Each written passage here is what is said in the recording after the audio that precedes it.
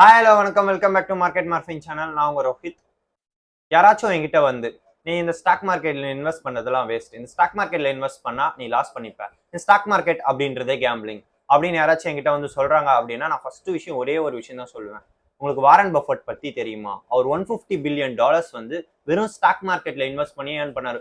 $40 billion donate பண்ணிட்டாரு. But $150 billion அவர் இப்போ நெட்வொர்க்ல இருக்காரு. இந்த $150 பில்லியன் அப்படின்றது 1 பில்லியன் ஈக்குவல் டு 8,000 கோடி. நம்ம ஊர் காசுக்கு 8,000 கோடி. அப்போ $150 பில்லியன் எவ்வளவு நீங்களே கால்குலேட் பண்ணிக்கோங்க. ஏன்னா நான் கால்குலேட் பண்ணல, அதை நான் சொல்றேன். ஸோ கால்குலேட் பண்ணிக்கோங்க. ஏன் வாரன் பஃபட் பத்தி மட்டும் பேசுறேன்? ஏன் மற்ற பணக்காரர் இல்லையா? எலான் மஸ்க் இல்லையா? ஜெப் பெசோஸ் இல்லையா? இல்ல ஸ்டீவ் ஜாப்ஸ் இல்லையா? ஸ்டீவ் ஜாப்ஸ் இறந்துட்டாரு. இன்கே சொல்றேன், ஸ்டீவ் ஜாப்ஸ் பத்தி பேச மாட்டேற அப்படின்னு கேட்டீங்கன்னா ஸ்டாக் மார்க்கெட்ல ரொம்ப பெரிய இடத்துல இருக்கிறது வாரன் பஃபட் தான். அண்ட் தென் இன்னொரு விஷயம், இவங்களுடைய சொத்து என்னைக்கு வேணா காணாம போகலாம். விச் மீன்ஸ் அவங்களுடைய கம்பெனி முடிஞ்சு போச்சுன்னா அவங்களுடைய மொத்த நெட்வொர்க்கும் காலி, அவங்களுடைய சொத்தும் காலி. பட் வாரன் பஃபட்டோடைய சொத்து காலி ஆகிறது சான்ஸே இல்லை. ஏன் அப்படின்னு பாத்தீங்கன்னா அவர் இன்வெஸ்ட் பண்ணியிருக்க இடம் அப்படி டாப் மோஸ்ட் கம்பெனிஸ்ல இன்வெஸ்ட் பண்ணியிருக்காரு. அது ஒரு டிஃப்ரெண்டான வேல இன்வெஸ்ட் பண்ணியிருப்பாரு. அலோகேட் பண்ணி இன்வெஸ்ட் பண்ணுவாரு. இந்த மார்க்கெட் எப்படி சொல்றது, ஸ்டாக் மார்க்கெட்லயே மோஸ்ட் பவர்ஃபுல் பர்சன் இந்த வாரன் பஃபட். பவர்ஃபுல்னா மார்க்கெட்டே கொலாப்ஸ் பண்ணுவாரா அப்படின்னு கேட்டீங்கன்னா அப்படி கிடையாது. மார்க்கெட்டை பத்தி எல்லா விஷயத்தையும் தெரிஞ்சிருக்க ஒருத்தர் வாரன் பஃபட். இது எப்படி பண்ணாரு அவர்கிட்ட கேட்டீங்கன்னா வேல்யூ இன்வெஸ்டிங் அப்படின்னு ஒரு நான் விஷயத்த ஃபாலோ பண்றேன் அப்படின்னு சொல்றாரு. இந்த வேல்யூ இன்வெஸ்டிங் என்ன? இந்த வேல்யூ இன்வெஸ்டிங் மூலியமா நம்ம எப்படி வாரன் பஃபட் மாதிரி ப்ராஃபிட் பண்ணலாம் அப்படின்னு பாத்தீங்கன்னா ஒரு சில விஷயத்த சொல்றாரு. இதுக்கு முன்னாடியே நான் ஒரு 4 விஷயத்த சொல்லியிருப்பேன். அதை விட்டுட்டு இப்போ இன்னொரு விஷயத்த சொல்றாரு. ஒரு புக்ல எழுதியிருப்பாரு. பெஞ்சமின் கிரஹாம் அவருடைய குரு, அதாவது வாரன் பஃபட்டோடைய குரு பெஞ்சமின் கிரஹாம் இன்டெலிஜென்ட் இன்வெஸ்டர்ஸ் அப்படின்னு ஒரு புக்ல எழுதியிருப்பாரு. அந்த ஒரு சில விஷயத்த வாரன் பஃபட் ஃபாலோ பண்ணி எப்படி இந்த ப்ராஃபிட் பண்ணாரு அப்படின்னு நான் சொல்றேன்.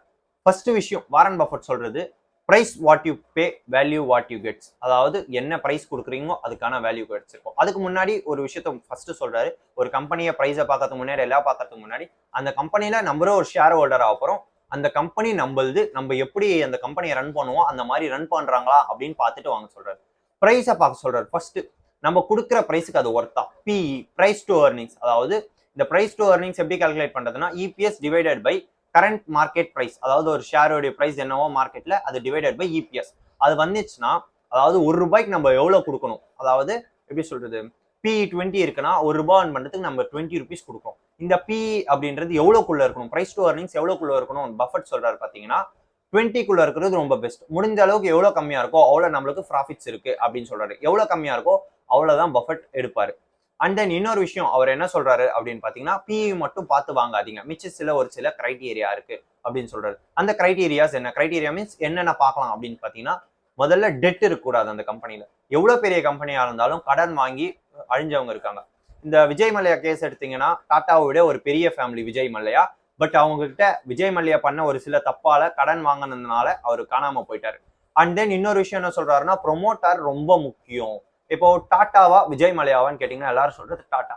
ஏன் அப்படின்னு பாத்தீங்கன்னா உண்மையா இருப்பாரு, அவருடைய ப்ராடக்ட்ஸ் எல்லாம் கரெக்டா இருக்கும். ஸோ அவர்கிட்ட வேலை செய்யறவங்கள கரெக்டா வச்சுப்பாரு. அது எல்லாத்தையும் நம்ம ஒரு சில இடத்துல பார்த்து படிக்க ப்ரொமோட்டர்ஸ் பத்தி தெரியும். ஸோ ப்ரொமோட்டர்ஸ் ப்ராடக்ட்ஸை பத்தி கட்டுக்கோங்க. இப்ப எப்படி சொல்றது, அந்த பிசினஸ் நம்மளுக்கு புரியுதான்னு பார்க்கணும். இப்ப டாடா கார் கம்பெனி வச்சு ரன் பண்றாரு அப்படின்னு பாத்தீங்கன்னா அந்த கார் கம்பெனி எங்க மேனுஃபேக்சரிங் பண்றாங்க, அந்த கார் என்னென்ன கார்ஸ் எல்லாம் விற்கிறாங்க, அந்த கார்ஸ் ஓடுதா இல்லையா அப்படின்ட்டு கொஞ்சம் கொஞ்சமா அனாலிசிஸ் பண்ணி கத்துக்க சொல்றாரு. அந்த ப்ரொமோட்டர் அதாவது ஓனர் கரெக்டா இருக்காரா, பிசினஸ் நம்மளுக்கு புரியுதா, டெட் இல்லையா, அதாவது கரெக்டான பிரைஸ்ல கொடுக்குறோமா, இது ஒரு சில விஷயம். இன்னொரு விஷயம் ரொம்ப இம்பார்ட்டன்டா அவர் என்ன சொல்றாரு பாத்தீங்கன்னா இன்ட்ரின்சிக் வேல்யூ. அதாவது இன்ட்ரின்சிக் வேல்யூ அப்படின்றது என்னன்னா சிம்பிளா சொல்றேன், எக்ஸாம்பிளோட சொல்றேன், அப்போ உங்களுக்கு ஈஸியா புரியும். இப்போ iPhone 13 இருக்கு, iPhone 12 இருக்கு. ஒரு எக்ஸாம்பிளுக்கு சொல்றேன். iPhone 13 57,000, iPhone 12 40,000. பட் அந்த 40,000க்கு iPhone 12 ஒர்த், பட் அந்த 57,000க்கு iPhone 13 ஒர்த் கிடையாது அப்படின்னா நம்ம iPhone 12 விட 13 அப்கிரேட் எடுப்பா அப்படின்னு போய் வாங்கக்கூடாது. அந்த காசுக்கு அது ஒர்த்தான்னு பார்த்து வாங்கணும். அதே மாதிரிதான் கம்பெனில சொல்றாரு. என்னதான் பெரிய கம்பெனியா இருந்தாலும் அந்த காசுக்கு அந்த கம்பெனி ஒர்த்தான்னு பார்க்கணுமே தவிர்த்து இந்த கம்பெனியை விட அந்த கம்பெனி பெரிய கம்பெனி அப்படின்னு பார்த்து வாங்கக்கூடாது அப்படின்னு சொல்றாரு. இந்த இன்ட்ரின்சிக் வேல்யூ அப்படின்றது ஒருத்தர் ஒரு மாதிரி கால்குலேட் பண்றாங்க. பஃபட் ஒரு மாதிரி கால்குலேட் பண்றாரு. அதை நான் அடுத்த வீடியோல தனியா பண்றேன். அது கொஞ்சம் காம்ப்ளிகேட்டடா இருக்கும். ஸோ பஃபட் ஒரு சில விஷயத்த சொல்றாருல, இதெல்லாம் விட இன்னொரு முக்கியமான விஷயம் மார்ஜின் ஆஃப் சேஃப்டி.